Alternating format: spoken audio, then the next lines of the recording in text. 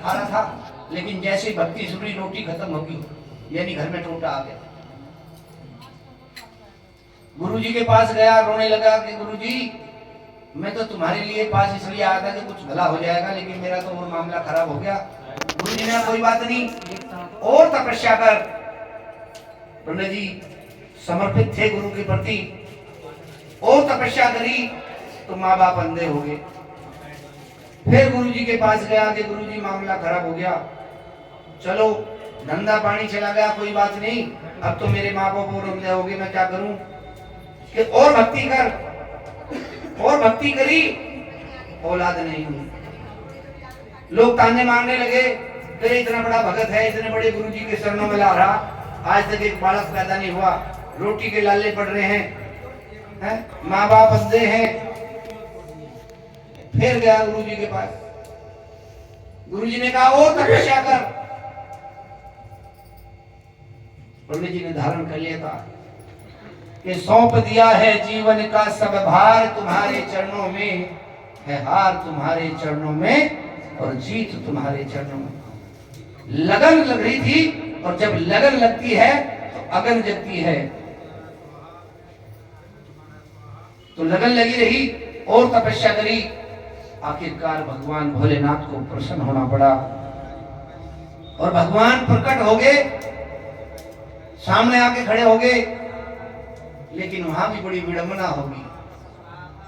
भोलेनाथ जैसे ही आए और भोलेनाथ ने कहा है भक्त, हे पंडित जी महाराज, तेरी तपस्या से मैं बहुत प्रसन्न हूं, पर मेरी एक शर्त है, एक ही वरदान दूंगा, उसमें चाहे जो मर्जी मांग ले वो पूरा करूंगा।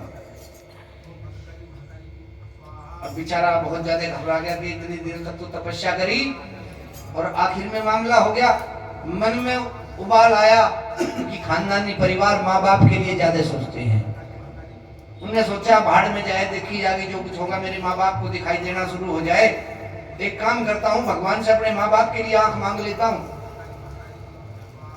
फिर मन में उथल पुथल होगी, उसने सोचा कि अगर माँ बाप के लिए आंख में रोशनी मांग ली तो कल्याणी जो घर में बैठी है वो तांडव कर देगी। एक काम करता हूं, एक बच्चा मांग लेता हूं।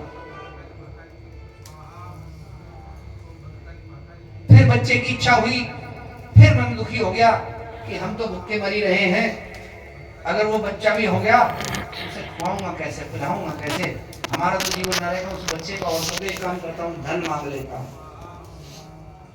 फिर मन में विडंबना होगी, आत्मा उथल पुथल होगी। मन अंतर मन ने कहा कि बेवकूफ, धन मांगेगा तो किसके लिए, कुछ है ही नहीं, संतान नहीं है, माँ बाप तेरे बूढ़े हैं। आखिर में अंतरात्मा जागी, उसकी जो जागृति थी उसके दिमाग में आई कि गुरु किस काम का आएगा। फिर उसके याद आया हो जहां गुरुजी ने यहाँ तक पहुंचाया, भाई गुरुजी के पास चलता हूँ, रास्ता वही बताएंगे। तो भगवान भोलेनाथ को कहेगा प्रभु सारी जीवन तेरी इंतजार किया है, लेकिन इतना हक मेरा भी बैठता है, थोड़ा सा इंतजार तू भी मेरा कर दे, मुझे बस थोड़ा सा टाइम दे। मैं आया और गया और सीधा गुरुजी के पास गया। अब देखिए गुरु क्या देता है, कैसे देता है। गुरु के पास धन नहीं होता, गुरु के पास बल नहीं होता, बस ज्ञान होता है, भक्ति होती है। और गुरु खुद अपनी भक्ति करता है, उस भक्ति से जो संचित होता है वो अपने भक्तों को बांटता है, उससे आप लोगों का लाभ होता है। आप समझते हो मेरी बड़ी कृपा। तो जब गया गुरुजी देखते ही मुस्कुरा के, हाँ भाई बन गया काम, क्योंकि जो गुरु होते हैं उन्हें सब पता होता, कोई पूछते नहीं। उनका गुरुदेव भोलेनाथ प्रकट हो गए, कहने लगे फिर मांग ले जो मांगना है। उसने कहा जो मांगना मांग लो, लेकिन वो दोनों का एक ही वरदान दूंगा। ये तो मांग, एक ही वरदान मांग। उसने कहा कैसे मांगू, बाप की आंख मांगू, पुत्र मांगू, धन मांगू, दौलत मांगू, मैं तो बड़ा परेशान हूँ। कि घबराना मत, जिसके माँ बाप और गुरु जिंदा हो उसे कभी घबराना नहीं चाहिए, उसे दुनिया को झुका नहीं सकती। बस समर्पण हो, सच्चा प्रेम हो, आज्ञाकारी पुत्र हो और सेवा भाव मन में हो तो किसी की ताकत नहीं है। विचलित तो कर सकती है लेकिन पराजित नहीं कर सकती है, मेरा विश्वास। उसने कहा जा भगवान शंकर से कह दे, हे प्रभु मेरे पिताजी अपने पोते को सोने के कटोरे में अपनी भैंस का दूध पीते देखना चाहते हैं, देना हो तो दे दे, नहीं तो हमें हाल पे छोड़ दे, चला जा वापस। तो भगवान ने कहा तथास्तु। एक ही वरदान मांगा, दो तो नहीं मांगे। तो गुरु इस प्रकार से देता है। आप समझते हो कि 2 दिन आए, कोई पतासे ले आया, कोई काजू की बर्फी ले आया, कोई मेवा ले आया, किसी ने 500 का नोट जेब में गिर दिया, तो गुरु नहीं दिखते। ये मेरा अपना दृढ़ विश्वास है। अगर गुरु को पाना है, गुरु को प्राप्त करना है, तो सेवा करिए। गुरु की नहीं, परमात्मा की सेवा करिए, जनता की सेवा करिए, भगवान के भक्तों की सेवा करिए और अपने विकारों का विनाश करिए। फिर देखना गुरु आपके कदमों में मिलेंगे, ये मेरा विश्वास है। और जब गुरु मिलेंगे तो परमात्मा की ताकत नहीं है कि वो तुम्हारे से अलग हो जाए। इसलिए नशे से दूर रहिए, बिल्कुल छोड़ दीजिए। मेरा भी मन करता है कि मैं भी सोने की गद्दी बनवाऊं। जब जब मैं जाता हूँ संतों महात्माओं के पास तो मैं देखता हूँ कि बड़ी बड़ी गद्दी है, मन करता है, लेकिन फिर करता है किसके लिए, क्यों? आपने देखा होगा ज्यादातर कहते हैं सब सुख नश्वर हैं। बड़े बड़े गुरुजी करोड़ों करोड़ों की सिंहासन में बैठे होते हैं, कई कई सौ रुपए का तो सेंट खर्च हो जाता है, लेकिन वो अपने भक्तों को कहते हैं कि तुम्हारे लिए नहीं है। मेरे गुरु महाराज ने, मेरे माँ बाप ने, मेरे संस्कारों ने मुझे सिखाया कि जब गुरु गद्देदार गद्दी पे बैठ सकते हैं तो कम से कम मैट तो तुम्हारे नीचे भी होना चाहिए।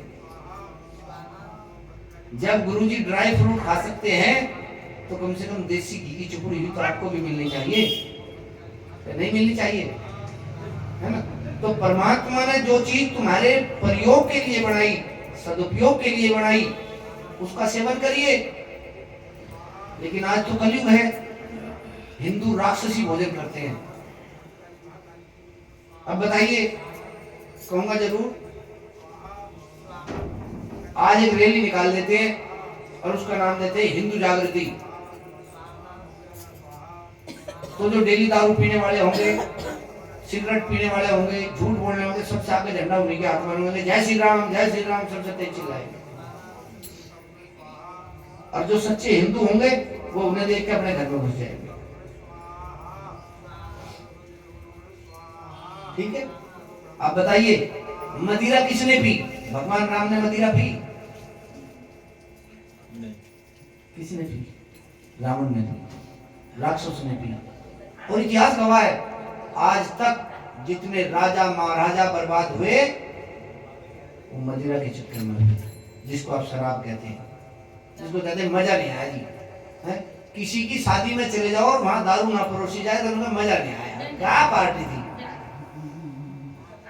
जबकि जिसने हिंदू धर्म में जन्म लिया, जो सनातनी है, मैं कहता हूं उसको दारू को बिल्कुल होठ तक पहुंचना ही नहीं देना चाहिए, तभी तो सनातनी है। जब समुद्र मंथन हुआ, मदिरा किसने मांगी? राक्षसों ने। हम अमृत का त्याग कर रहे हैं, दूध में आनंद नहीं आता, फल खाने अच्छे नहीं लगते, नशे का त्याग करिए। और एक चीज और कहता हूँ, जिस घर में माँ बाप हंसते हैं उस घर में देवता बसते हैं। लिख के देता हूँ इस बात को। किसी मंदिर में मत जाओ, कहीं लोटा मत चढ़ाओ, कहीं घंटा मत बजाओ, अपने घर में जो तुम्हारे माँ बाप बैठे हैं उनकी दिल से सेवा कर लो। तुम्हारे जीवन में कोई कमी आ जाए तो सत्संग में यही होता है। अमन करते रहिए। कल सुबह भंडारा है, जैसा खाए अन्न वैसा हो जाए मन। भंडारे का प्रसाद जरूर खाइए, थोड़ा थोड़ा खाइए, क्योंकि फ्री का ज्यादा नुकसान दे जाता है।